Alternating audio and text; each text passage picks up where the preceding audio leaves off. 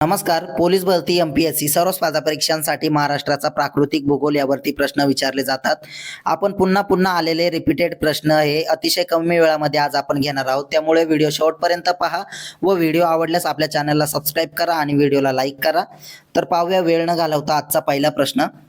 सह्याद्री पर्वताची महाराष्ट्रातील लांबी किती किलोमीटर आहे? तर त्याचं योग्य उत्तर आहे 440 किलोमीटर.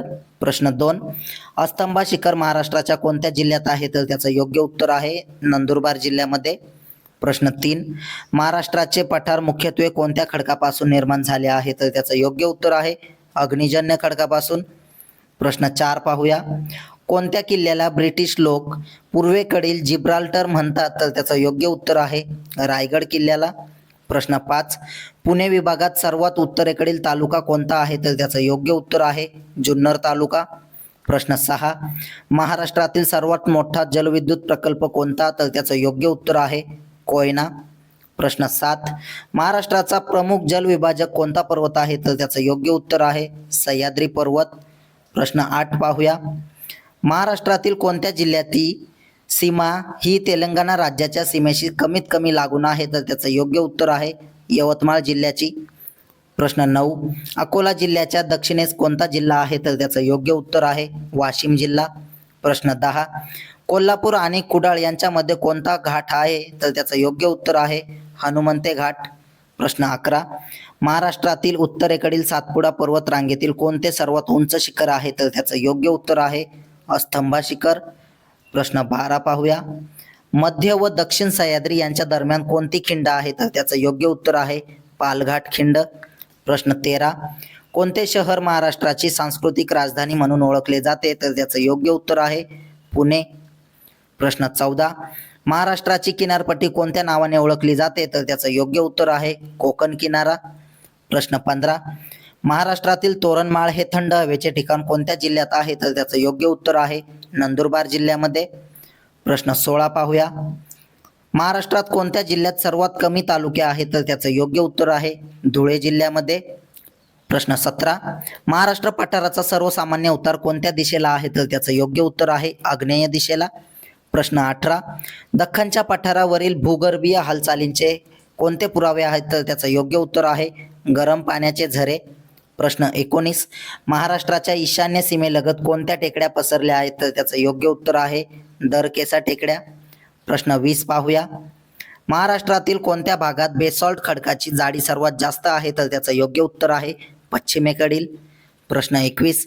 महाराष्ट्रातील कोणता जिल्हा दुधा तुपाचा जिल्हा म्हणून ओळखला जातो? तर त्याचं योग्य उत्तर आहे धुळे जिल्हा.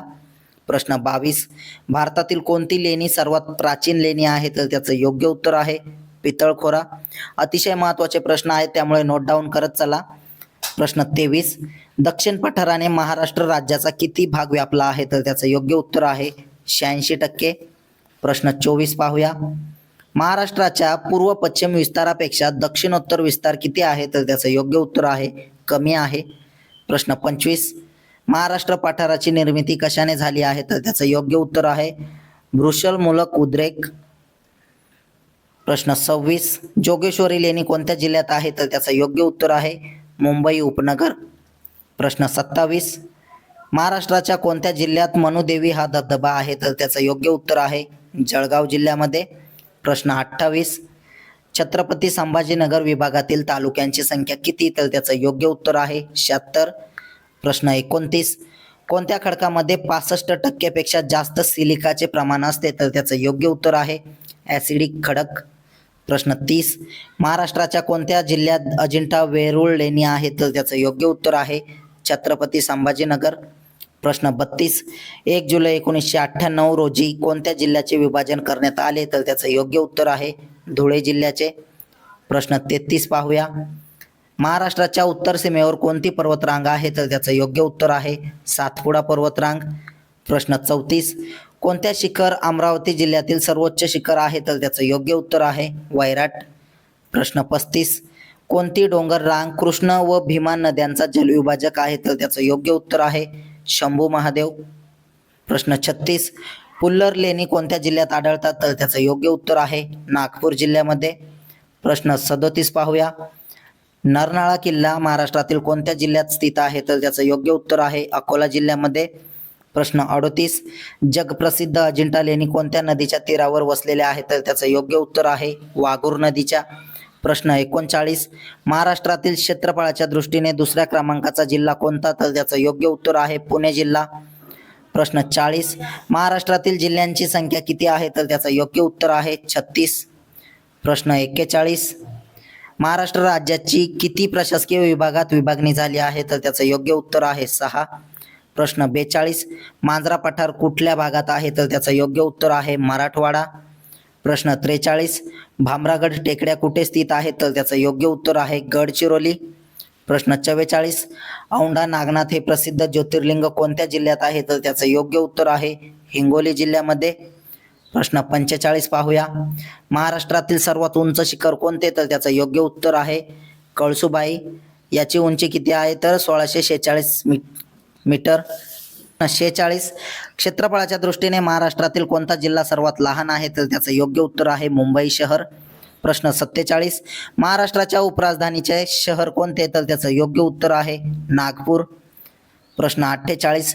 रायरेश्वर शिखराची उंची किती मीटर आहे? तर त्याचं योग्य उत्तर आहे 1373.